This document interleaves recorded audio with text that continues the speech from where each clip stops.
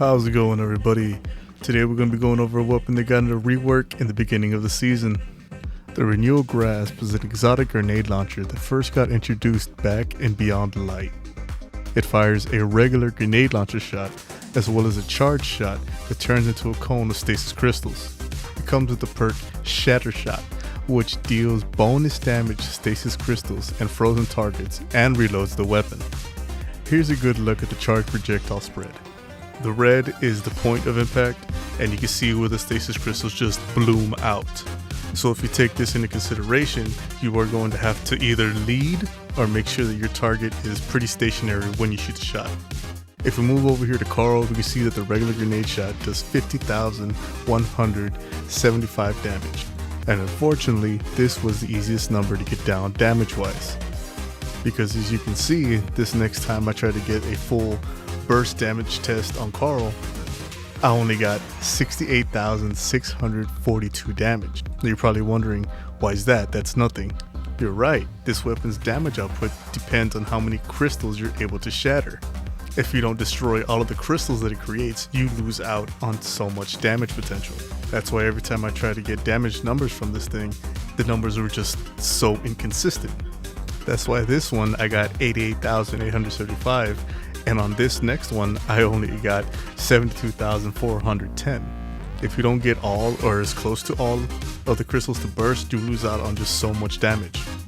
And here is where I finally figured out, in order to get the best chance to destroy all the crystals, it's best if you elevate it on a ledge or you jump before you shoot the regular grenade shot. And once I did that, I got this insane number of 146,784. Now the numbers are really stacked on top of each other, so I could have got that wrong, but that is the best I could do. Feel free to pause it and count it if you want to double check. And I mean, I slowed this down because I just love rewatching this. Look at that health bar just disappear.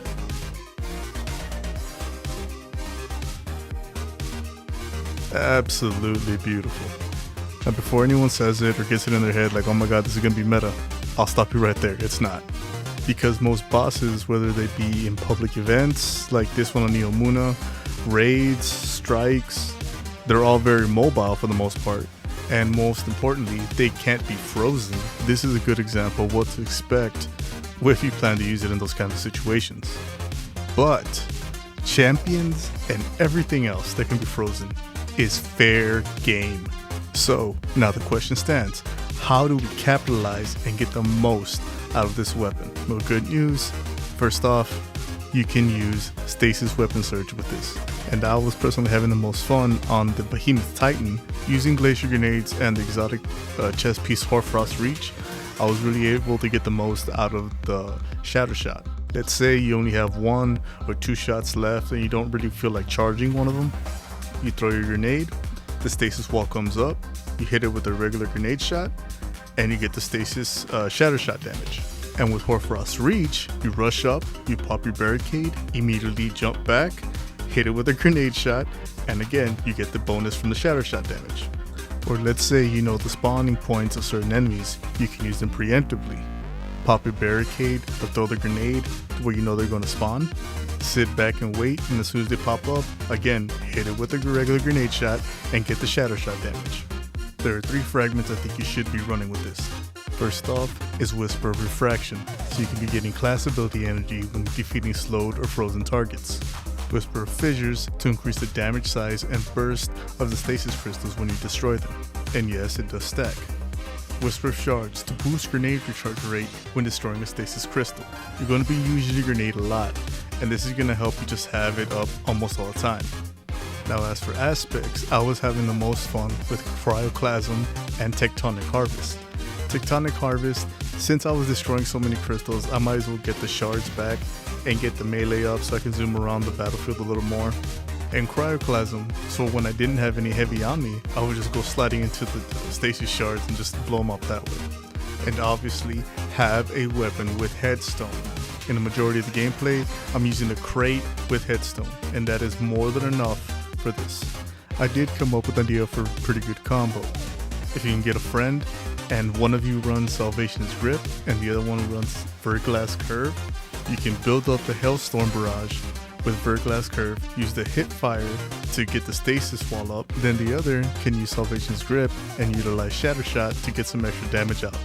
I am mainly a solo player, so I wasn't really able to get someone to help me out to test this out, see how viable it would be.